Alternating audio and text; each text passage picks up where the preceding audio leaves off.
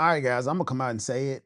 I may get shadow banned. I may get a call, but I'm gonna say it. Trump is dying.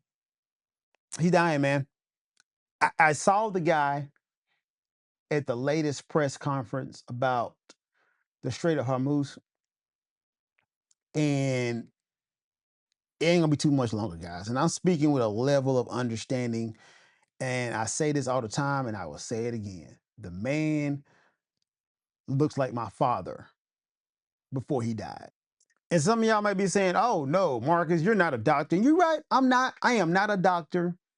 But there are some things that I saw from my father that I see in Trump. And let me just point them out. I see bruises around his hands.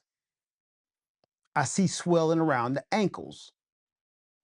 And my father suffered from heart disease, like congenital heart failure and heart disease. And I saw his blood vessels breaking down. They had to shoot this man up with IVs, and they end up putting like a pump shooting stuff all the way into his heart. And that would make his legs swollen a whole lot because of like the blood flow failures. And that's how Trump looks, man. And my father had good days and bad days. That last year, I came to spend with him before he passed away, man. Some days, man, you would think this man was gonna live forever. Like seriously, I it got to a point, man, I thought this man was gonna live forever. Cause he pulled so many Houdinis, like just coming back, like I'm getting stronger. Until, man, that light flickered out. And that's what I see in Trump, man. This guy is not up to running the country. He's a dithering old man who seems to, once again, not a doctor, but for my layman's term, seems to be dipping in and out of consciousness and dementia and just doing whatever floats his boat. And I hope somebody's really managing this guy. I hope they have somebody handling this guy, much like they did Reagan towards the end. Because it is over, guys. This guy, I don't think he'll make it to September. I really don't. Any day now, guys.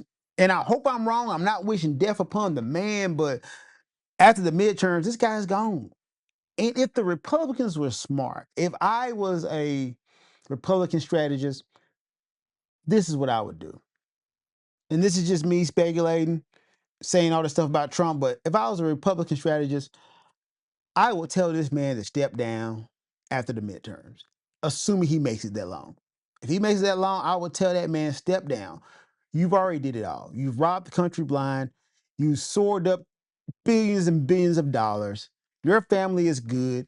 You have skirted accountability. You're not getting locked up. You did it. You won the game of life. Step down. That way you can have President J.D. Vance and Vice President Marco Rubio. That gives them 2 years to lurch towards the center because that's what everybody's gonna do, guys. Like make no mistakes. All these right wing guys who was MAGA, they're gonna move towards the center next year.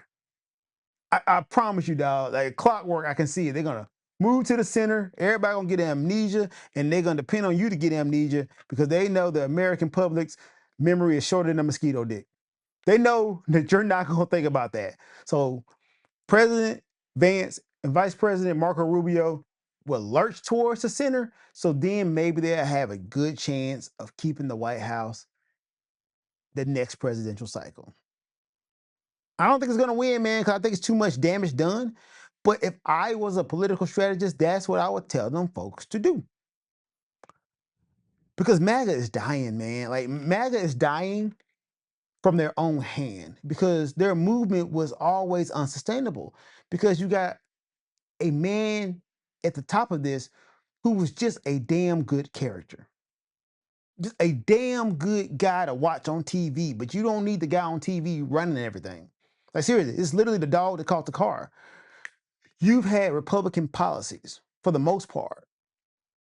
A good, I don't even say during Obama, because Obama on paper is really just a moderate Republican policy wise. But you've had Republican policies for the last 25 years in the country is basically broke because of them. The next administration, and even the current administration, needs to have an honest conversation with America and tell us, man, we broke. Like, seriously, there's always money for war. There's always money for a renovation on a pool or a ballroom, but there's never any money for student loan forgiveness, universal health care, right? You can subsidize farmers, which, hey, I agree with, but there's never any money for you. Like, we've done tax cuts so much to the point that we are all just broke. Like, there is no money. So whoever the next administration is, they're going to have to raise taxes and cut spending. It's not an either or, it's both. Like, they're going to have to do both of those, or we're going to be Greece pretty soon. But I'm flying off the subject. My point of saying this is, man, prepare yourselves, because when Daddy Trump dies, it's going to be chaos. It's going to be chaos, and it's going to be a power vacuum, the likes of which you've never seen before. And right now, the only thing holding this cult of personality up is the figurehead. But when the figurehead goes, man, you're going to see a lot of wannabes coming up there. And then truth is going to hit a lot of these folks to the point they can't deny. And let's just hope you don't descend into anarchy when that happens. Just something to think about.